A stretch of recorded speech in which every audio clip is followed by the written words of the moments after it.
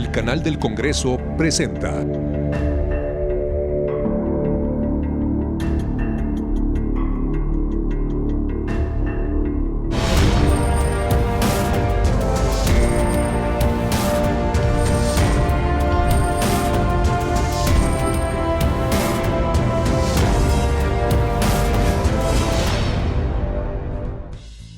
Hola, ¿qué tal? Los saluda Paulina Usigli y les doy la bienvenida a Cámara Alta. Que las y los adolescentes tengan acceso a la información sobre todos los métodos anticonceptivos para prevenir el embarazo significa un derecho, el derecho a decidir y ejercer una sexualidad no necesariamente ligada a la reproducción. Se trata pues de un tema de gran relevancia que ya se estudia en el Senado, toda vez que México es el país con más embarazos adolescentes en el mundo. Mientras que el aborto es legal en la Ciudad de México desde hace 13 años y en Oaxaca hace apenas 1, para todas aquellas mujeres que deseen interrumpir su embarazo durante las primeras 12 semanas de gestación, otras entidades de nuestro país aún discuten la posibilidad de su legalización. En el resto del país, lamentablemente sigue siendo un delito que se sanciona principalmente con la pena de privación de la libertad, con cárcel. Y las penas pueden llegar para la mujer que aborta hasta 6 años, como es en el caso de Sonora, o hasta los 10 años de prisión, ese es el límite máximo en algunas entidades federativas, como es el caso de Baja California, para la persona que auxilia a una mujer a interrumpir su embarazo, que generalmente es el personal médico. El debate que evita la legalización a nivel nacional es entre quienes reclaman su derecho a decidir cuándo tener hijos y aquellos que defienden el derecho a la vida desde la concepción.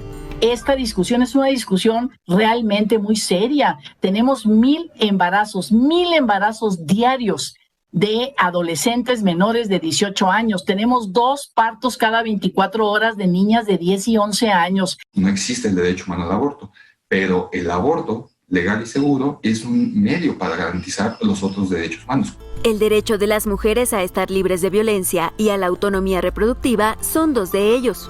Por lo anterior, el acceso a un aborto seguro y una reforma que permitiría la interrupción del embarazo a las menores de edad son 2 de los proyectos que senadores de distintas comisiones planean discutir en Parlamento abierto con diversos organismos a favor y en contra de la sociedad civil. Consideramos que este es un ejercicio que beneficia el trabajo legislativo y enriquece los conocimientos de las y los legisladores con vista a la emisión de sus propias opiniones. Son 5 leyes generales. Son 5 leyes que además no son modificaciones menores y que incluso habría que revisar los alcances y hasta dónde es que se puede legislar la materia. La NOM 46 implica que las niñas de 13 años puedan abortar sin el consentimiento de los padres. Por eso hacemos referencia a que esta ley, estas iniciativas que están proponiendo, pues sí impulsan el aborto de cualquier manera, peor aún porque lo impulsan en niños.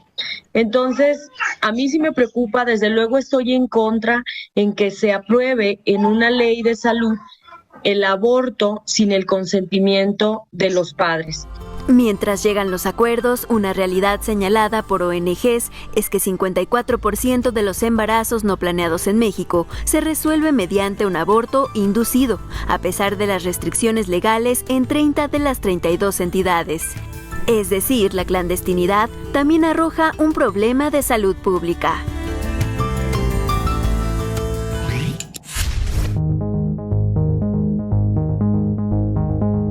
Tanto en la Cámara de Diputados como en el Senado existe una mesa directiva.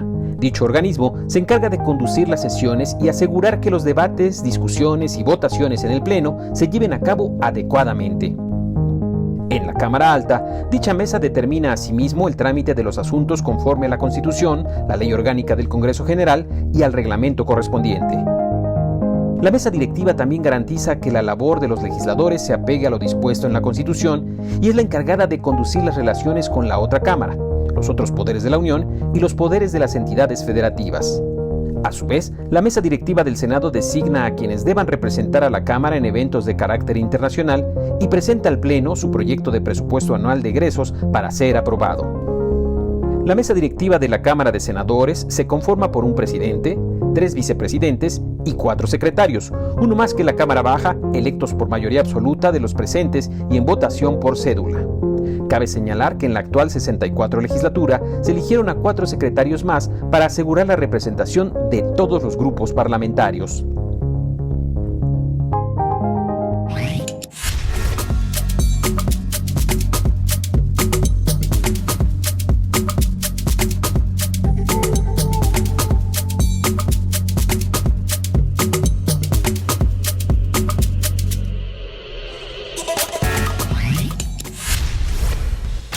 La historia del Instituto Belisario Domínguez se remonta hasta diciembre de 1984, cuando se acordó crear una comisión especial de informática.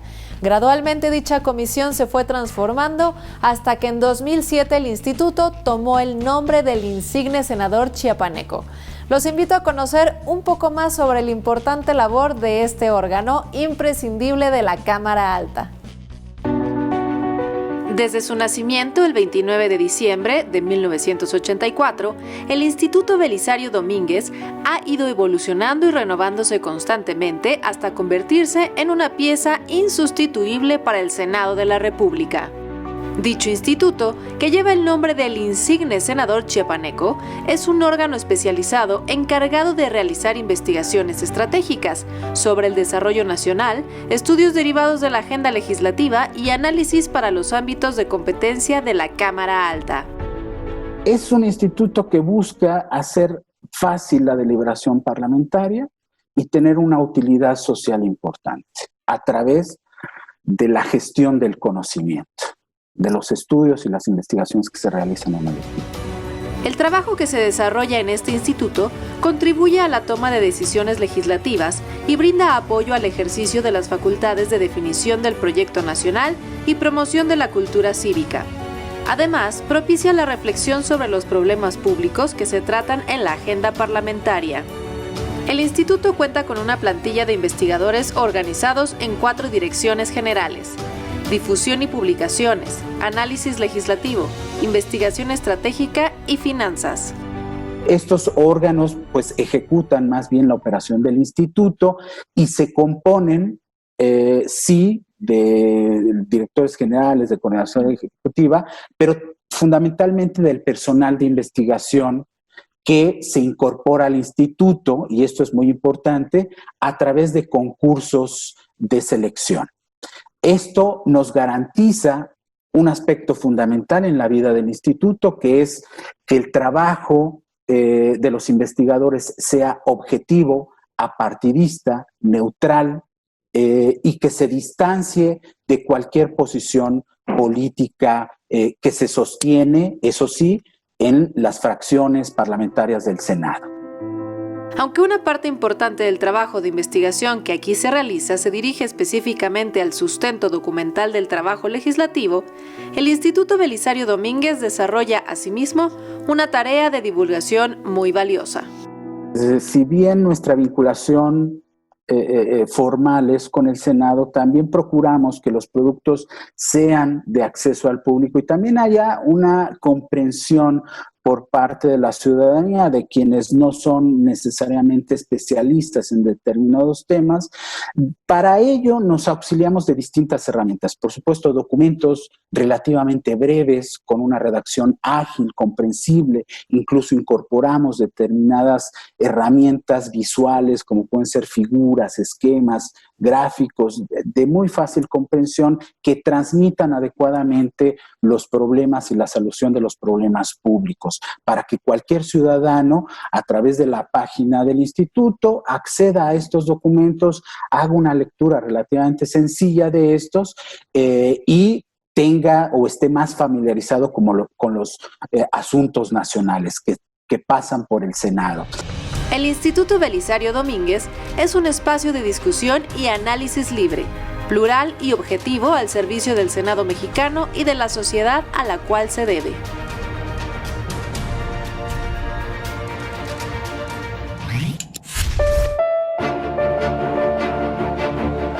Leer y escribir son son dos de las cosas que más le gusta hacer al senador Ricardo Monreal Ávila, quien se autodefine como un crítico racional.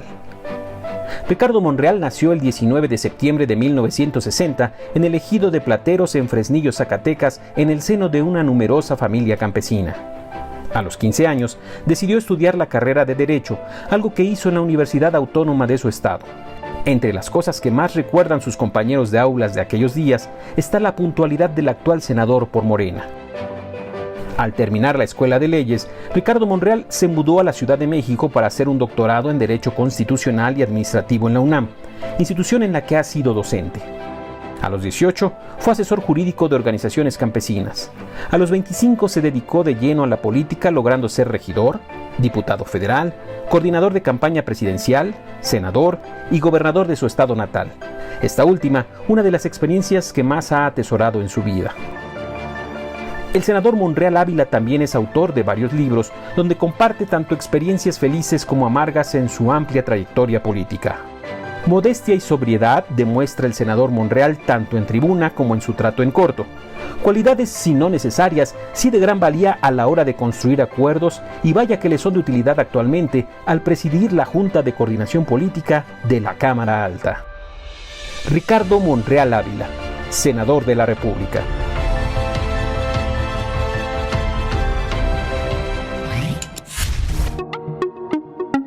De entre las riquezas que México posee, existe un tesoro invaluable al cual el Estado está obligado a cuidar y atender: sus jóvenes.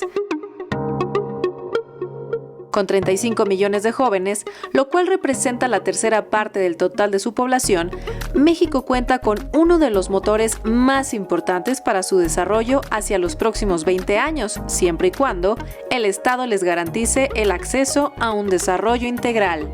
Esta ley es importante porque nos viene a garantizar en la Constitución de que tienen que tener derecho al trabajo, a la salud, a la formación integral como ciudadanos, como individuos, o sea, con derecho a la cultura, con derecho a la educación, y más integralmente con un derecho a crecer como ciudadanos. Aprobada por unanimidad en el Senado, la reforma a los artículos 4 y 73 garantiza el derecho de la juventud al desarrollo integral por medio de políticas públicas en las que deberán intervenir los 3 niveles de gobierno, sumados a la tarea de otro cuarto eslabón fundamental, la familia. Tenemos que agarrar la punta de algún lado. ¿Cómo? Aumentando los salarios en los empleos, puede ser una solución, disminuyendo los horarios de trabajo, fomentando la cultura y la lectura en los jóvenes, abriendo áreas verdes, abatiendo la inseguridad. ¿Cómo le dices a un criaturo vete a jugar al parque con tus hermanitos o con tus niños si tú dices y si ya no lo vuelvo a ver? Será obligación del gobierno garantizar a los jóvenes el derecho a la salud, a la educación y al trabajo, por lo cual es necesario replantear los esquemas de rechazo y abandono hacia este sector.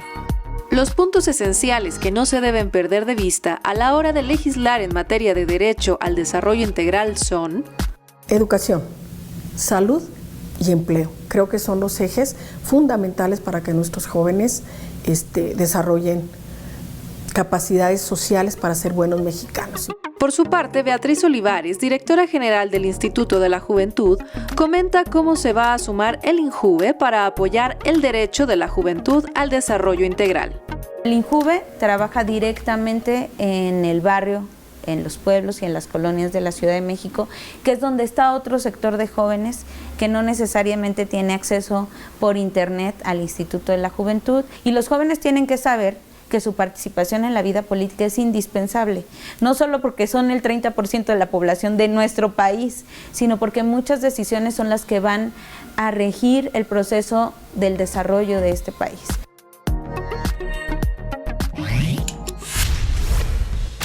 La deforestación por tala clandestina le significa a México 60,000 hectáreas deforestadas cada año. Por esta razón, recientemente se presentó en el Senado una iniciativa en la cual se propone imponer penas de 5 a 20 años de prisión a quienes realicen acciones ilegales de tala en nuestros bosques y selvas.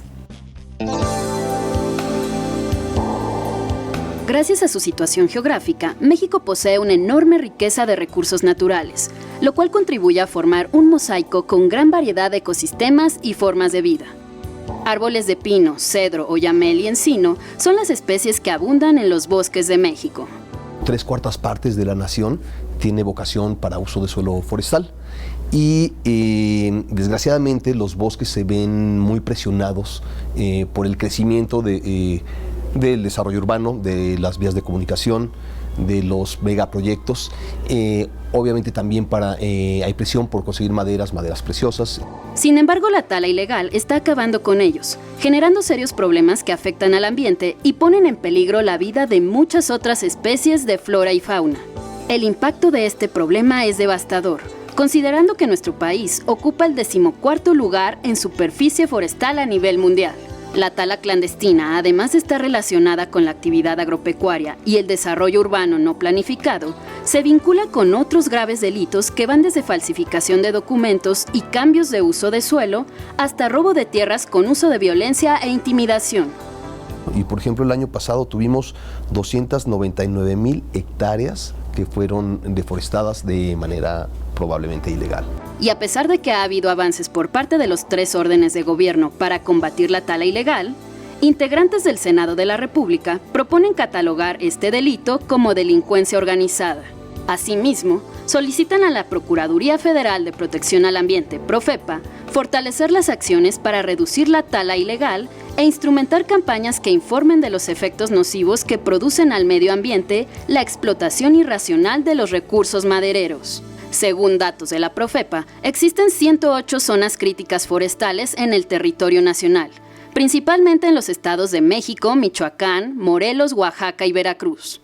No es lo mismo la tala hormiga que hacen algunas personas para vender un par de árboles y poder tener con qué comer y alimentar a sus hijos, que la tala organizada ya por mafias que hacen una devastación de grandes zonas y áreas de la República. Incluso los especialistas señalan que de seguir con esta práctica ilegal, el riesgo ecológico puede desembocar en secar los mantos acuíferos que dotan de agua a dichos estados. Por ello es importante mejorar y fortalecer las políticas públicas para evitar la destrucción de nuestros bosques y recursos naturales, y revertir el deterioro ambiental y sus implicaciones para futuras generaciones. Tras la abdicación de Agustín de Iturbide, aquel primer imperio mexicano estuvo a punto de desvanecerse por completo en pequeños países, pues los antiguos jefes políticos de las grandes regiones en que estaba dividido el país habían decidido declararse repúblicas independientes. La única forma de evitar la desintegración consistió en la adopción del sistema federal propuesto por la provincia de Yucatán como condición para mantenerse unida a México. Así fue como el Congreso Constituyente comenzó a sesionar y el 31 de enero de 1824 fue aprobada y firmada el Acta Constitutiva de la Federación Mexicana, un conjunto de leyes cuya principal función fue brindar certidumbre a aquella recién parida nación y en cuyo artículo 6 establecía lo que hoy conocemos como el Pacto Federal. Esto es, que las partes integrantes de la República serían estados independientes, libres, soberanos en lo que exclusivamente toca a su administración y gobierno interior, y que la nación adoptaba la forma de república representativa, popular y federal. En el primer artículo del Acta Constitutiva, las antiguas provincias de la Nueva España quedaron redistribuidas de la siguiente manera: un distrito federal como sede de los poderes de la República, 3 estados internos, el del occidente, el del oriente y el del norte, 16 estados y 2 territorios. Vale mencionar que el modelo de República Federal fue copiado del sistema de los Estados Unidos y los partidarios del centralismo desconfiaban mucho de su éxito. Finalmente, el 3 de octubre de 1824, y con base en el contenido del Acta Constitutiva de la Federación, fue aprobada la primera Constitución de los Estados Unidos mexicanos.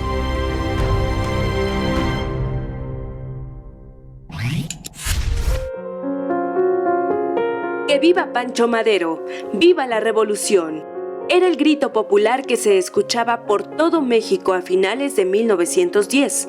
fecha en la que la declaración maderista contra la dictadura de Porfirio Díaz cobró forma a través de la lucha por la democracia que ahora conocemos como Revolución Mexicana.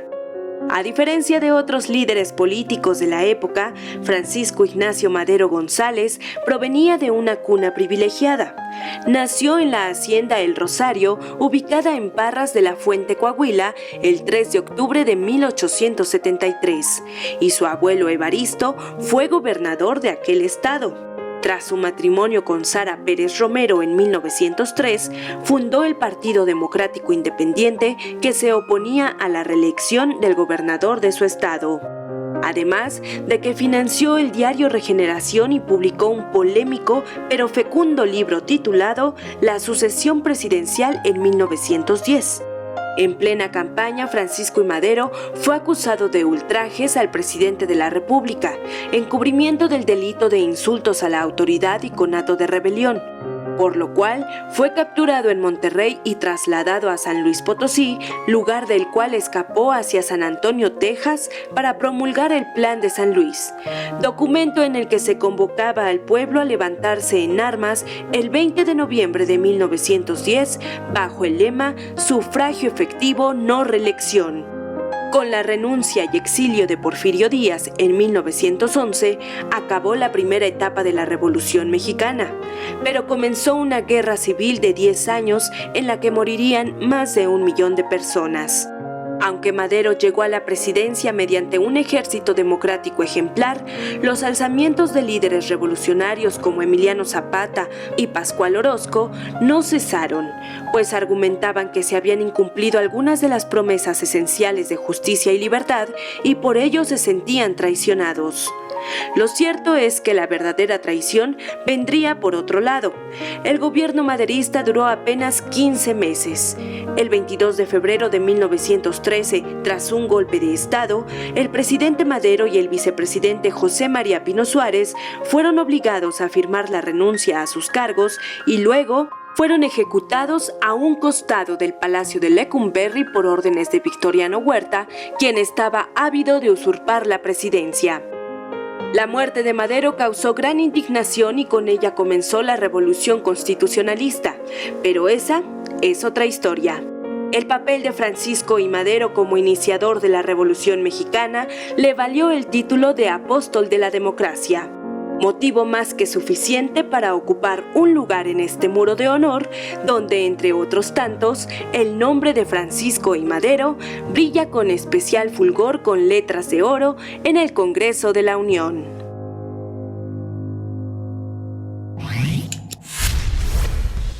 Con 55 votos a favor, 26 en contra y 2 abstenciones, el Senado aprobó el informe de las actividades desarrolladas por la Guardia Nacional durante su primer año de labores. Recordemos que el dictamen por el cual se creó la Guardia se aprobó por unanimidad en la Cámara Alta y aquí mismo también se acordó la supervisión de sus labores. Repasemos uno de los logros de la 64ª legislatura.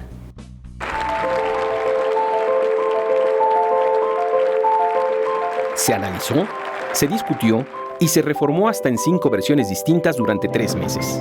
Al final se lograron los consensos. Los jefes de las respectivas bancadas del Senado se sentaron a hacer política y con ello se logró la aprobación por unanimidad de la reforma constitucional por la cual se crea la Guardia Nacional. Así la crónica en la Cámara Alta. 17 de enero de 2019. La Cámara de Senadores recibe la minuta en materia de Guardia Nacional proveniente de la Cámara de Diputados. 22 de enero.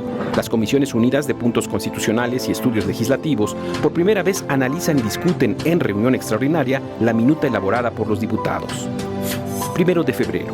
Los secretarios de Defensa Nacional, Marina y Seguridad y Protección Ciudadana son llamados a comparecer a la Cámara Alta a fin de analizar el proyecto de decreto sobre la Guardia Nacional. 7 de febrero. Las Comisiones Unidas responsables del estudio de la minuta realizan una segunda sesión extraordinaria. 8 de febrero.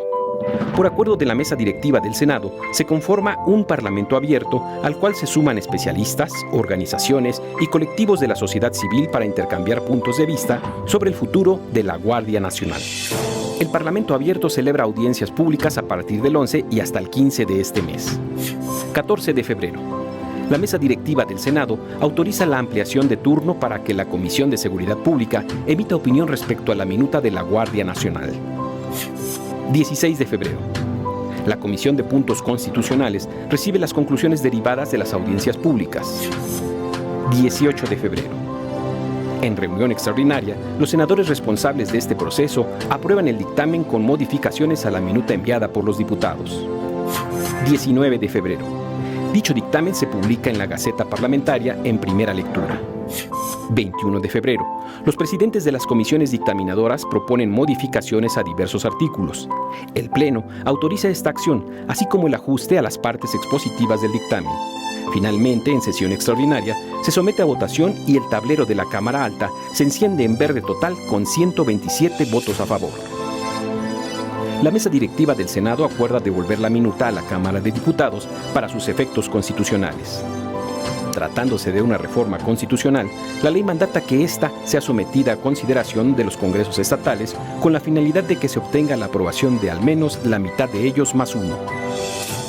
Así, una vez publicada y promulgada, queda al Congreso una responsabilidad nada menor: la creación de las leyes secundarias para la Guardia Nacional.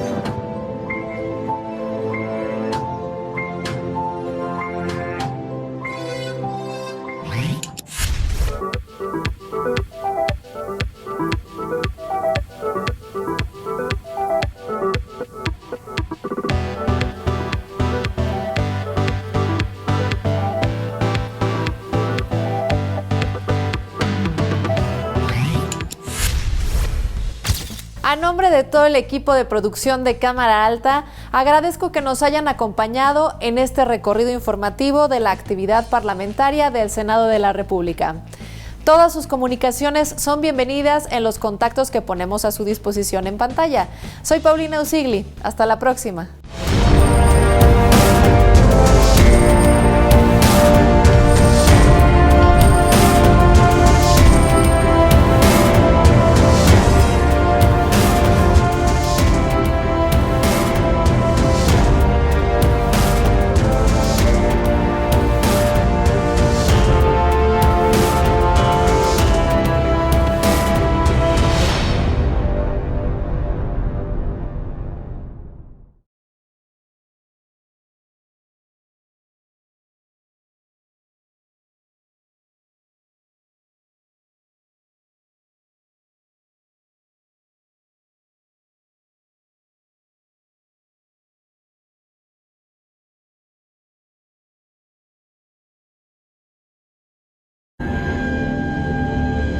El canal del Congreso presentó